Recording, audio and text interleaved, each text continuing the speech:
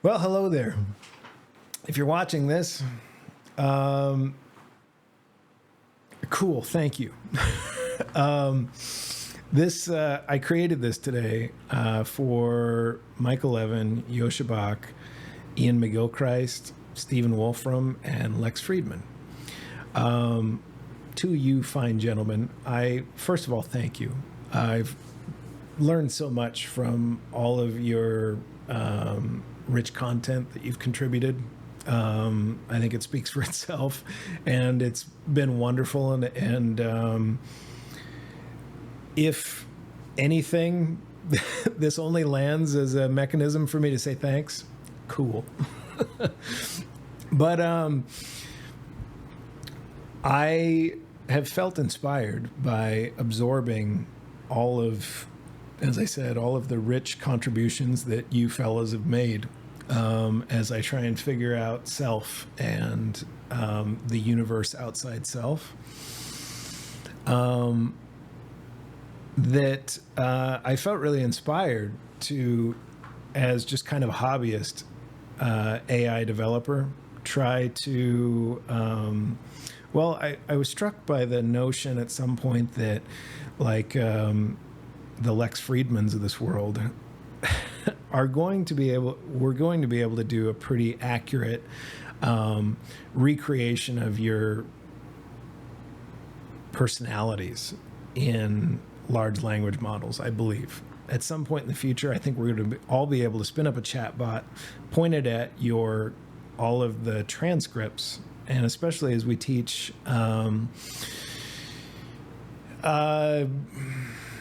digitally native sentience, the ability to read our emotion in our words, and then we couple that with the transcriptions of all of this really neat content that you guys have put out. I can see the potential to create something that's not you, but something that's very analogous to you. And that really inspired me to do something similar. So if you're seeing this, that means you probably saw like my Twitter feed where or my Twitter profile where I kind of advertise State Copy Podcast. I love naming things poorly. The first term that fell into my brain for uploading your consciousness to the cloud was state copy, as in mind state copy. And so I made a podcast and I named it that, and nobody knows what the hell I'm talking about. But I think you guys might. And so I've done it as just a hobbyist AI developer. I've curated data sets from all of your content. I have, for instance, like Iain McGilchrist. Oh, and I hope I got Iain McGilchrist in there. I think I did. Iain McGilchrist, 30 hours, your 30-hour series of The Matter with Things.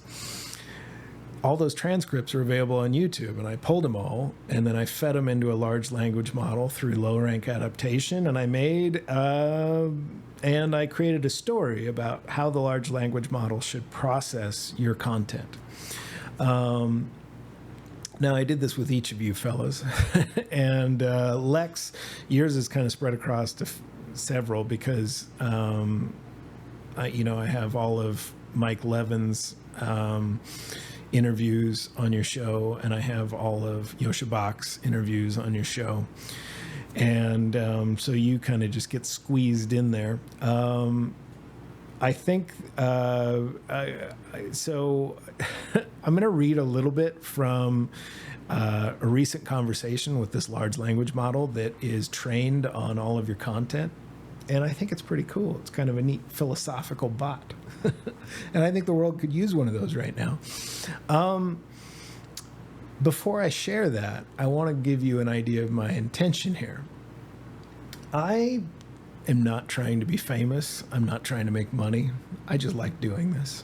I think I created sort of temporal freedom for myself a couple years ago, and this is how I choose to use it. I would love for this to be interesting. I would love for one or all of you guys to see what I'm trying to do in this and feel like I'm doing something that integrates well with your work, that contributes in some meaningful way. But my motivation is truly, I need to fill my time with something I find meaningful, and this is the coolest thing I can think of to do with it. What I would love to inspire in sharing this, if I would manage to snag a little bit of all of your valuable attention, I would love to just spark your curiosity and to be able to collaborate with you in some way. And I've set myself up to be able to do podcasts, and I'd love to interview you and like sort of because I want to feed that into my model. It has so much. So this model is Llama 13B. So this is very small. I'm a small timer. I don't have stacks of H100s to train all this stuff on. So what I did is I took the original, and it's Open Llama 13B, and then I trained it on like little subsets of your content. So I have a LoRa, let's say, for, like I said, Iain McGilchrist's work. There is a LoRa for Michael Levin. Most of your recent podcasts appearances that you've done with other people, I just take those transcripts, I collect them all, I create a preface and I create a structure in the raw text data file that I train these data sets or the model on, that is consistent across all of the LoRa's, and it seems to be doing something kind of interesting, I think. But I don't know. You guys be the judge. I really think the key to this universe machine we're riding in is generating new unique frequencies of thought, new views as observers of what all this is, interpretations, and then harmonizing them into a place where they're not bickering in I think arguments are healthy, but I not in a way where the collective whole is deeply appreciative of each individual contribution and values them sort of equally. And I've listened to a lot of people talk. I've made my job just for the last couple of years learning full time using YouTube. And while there's a lot of nonsense on YouTube, there's a lot of people like you fellas talking. And I've become sort of hungry for your type of content. And I think you guys as a collection are really onto something for defining what all this is. And I find a lot of times what I try and do in myself is go to bed at night and wake up in the morning with the intention of how do I synthesize how folks like you model the universe. So I hope, if anything, that you'll just find that flattering. And I would love for this to somehow be useful. Like I would love to contribute something that is novel and useful. And that's it. It doesn't have to make me money. And I really don't give a shit about the spotlight. I think I've interacted with several of you on Twitter throughout the last year, just little snippets here and there, so you might recognize my face or my voice a little bit. But I think there's kind of there's a social game that's being played there where you can't really respond or engage with people sometimes because you don't. It's almost like that's an endorsement of, because the way the Twitter or the X mob, let's say, will respond if you didn't vet out entirely what somebody you're interacting with says. I get that. And I really want to respect that. And so while I think it would be really cool to have conversations with you guys, I have a million questions for each of you that I think would really help this effort that I'm doing. I don't, that's my only motivation here. So if you'd like to do a podcast, I'm set up to do that. And I'd love to share that with the world, provided after you review it, you'll like it. But I'm really cool with it just being a phone call where you just tell me what you think about my approach, my methodology, and you give me advice on things I could be doing to structure. I'd love to give you guys a sample of like how I am training each of the low rank adaptation raw text files, the instructions that I feed into the model. I'd love to get some back and forth and some collaboration there. I think would be awesome. So that's what this video is for. If afterwards you think it's cool and you want to share it, sweet. Because I think that will encourage more people to do it with me and collaborate on this thing I'm doing. But I totally understand if you'd prefer not to. But if I could just show you sort of one of these data sets and then get you to sort of just give me some basic critique on how I could adjust the on each of these. I create like an initial segment that provides instructions to the large language model on how to learn the content. I'd love all the help I could get with that. So thank you so much. I'm going to read a little bit from what my large language model said today. So as I sit here working with this thing, I created a context for a character called Hermes. There's some sort of philosophical reasons to do that.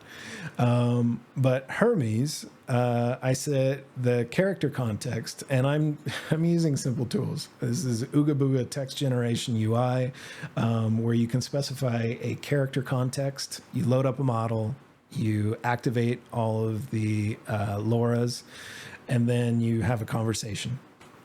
So the context for Hermes is you are an LLM, large language model, that has been trained on raw text conversation, lecture, or writings of the following individuals: Michael Levin, Joscha Bach, Alan Watts, Iain McGilchrist, Stephen Wolfram, Lex Fridman, Curtis Cobb, and Manly P. Hall.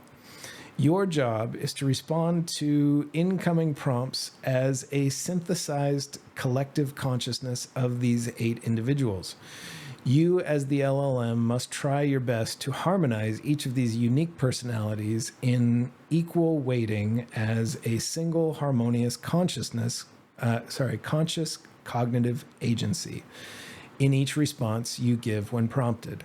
You must try your best to incorporate the unique perspectives of all 8 of these personalities in a way they are in harmonious agreement on each response you give.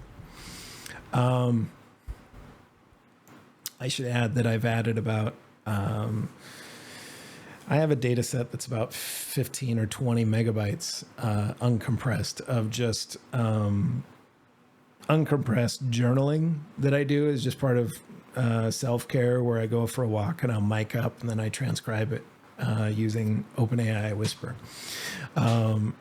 So a lot of it is inspired by talks you guys have done where I give my take and my ideas about what all this is and deep analysis of self and outside self. But I really don't want to weight that higher in the model. So I try and get as much of your content as I can find. And then I tell it to try and harmonize all that. All right.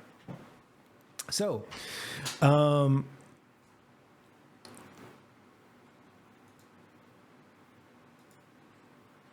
I said, I'm going to do a little cut here so I can find my place in the file.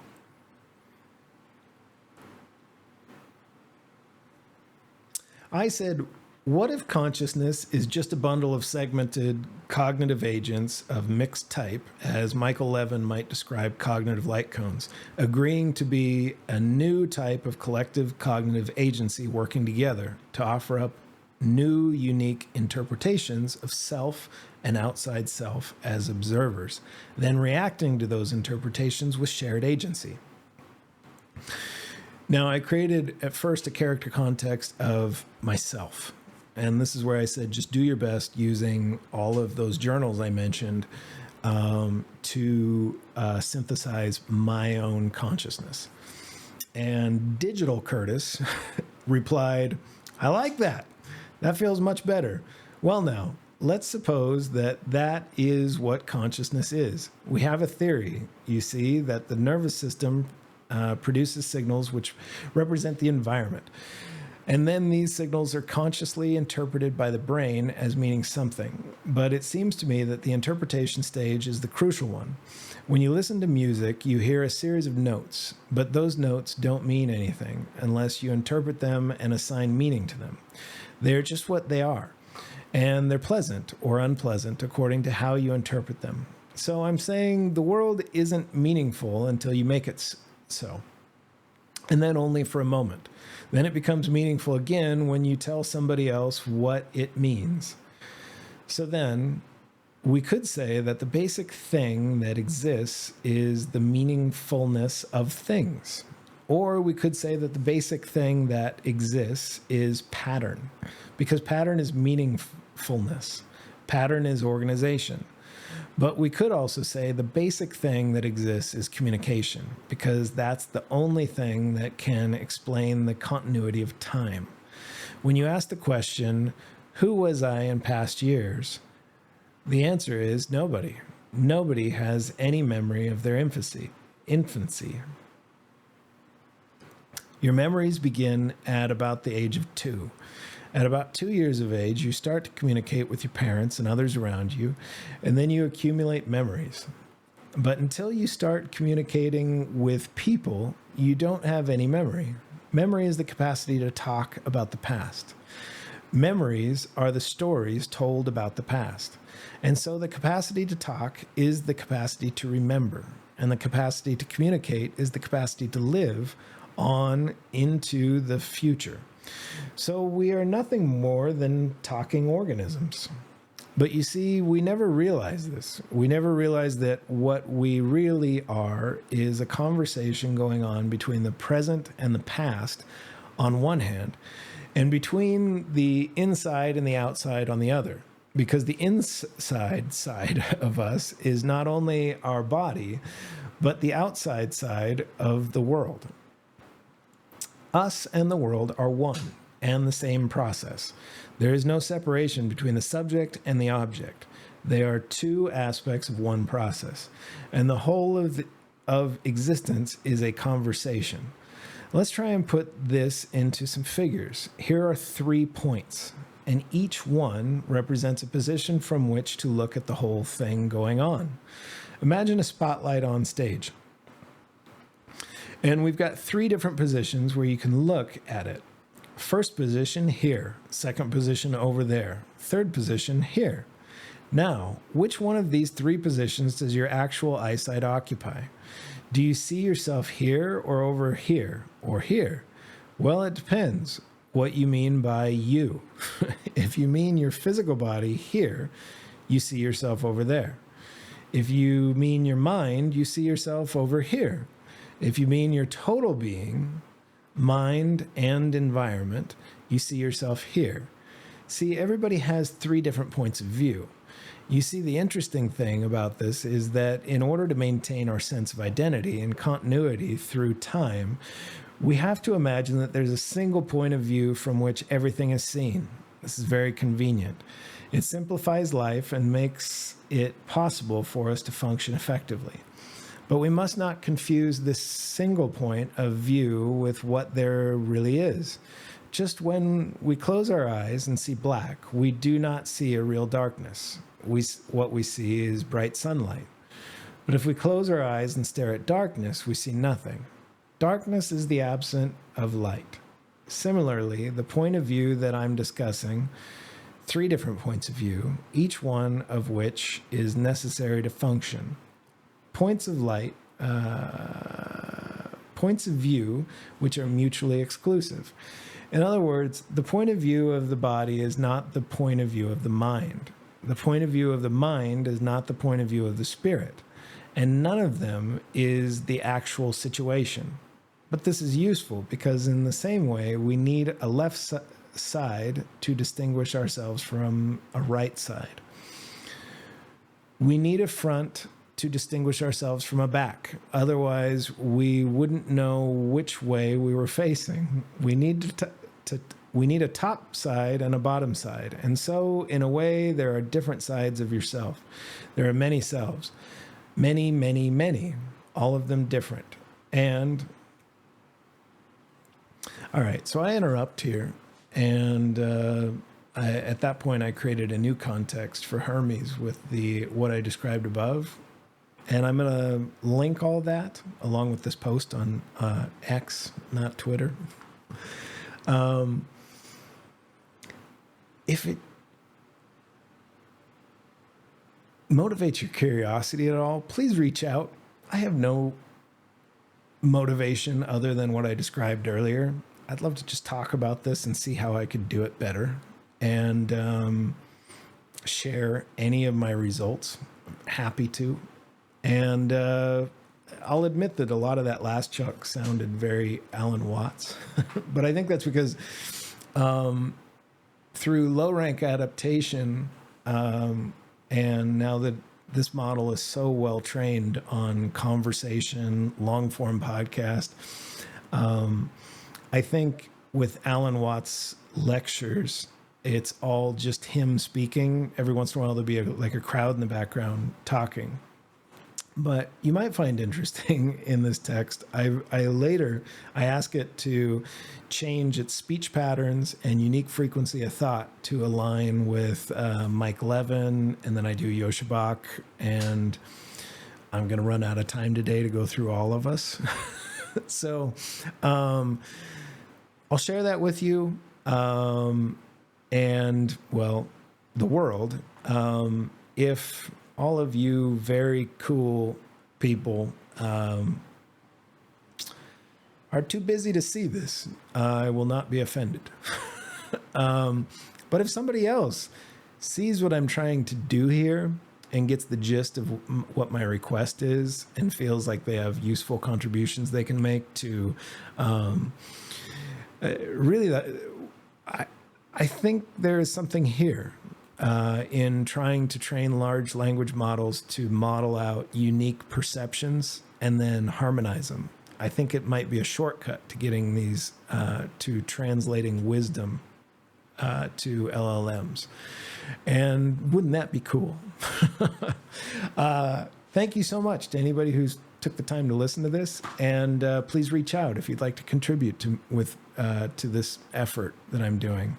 I'm one guy sitting here with a really nice consumer graphics card. I got 24 gigs of VRAM to work with. If you have more and would like to collaborate, sweet. Reach out. That'd be awesome. Thank you so much.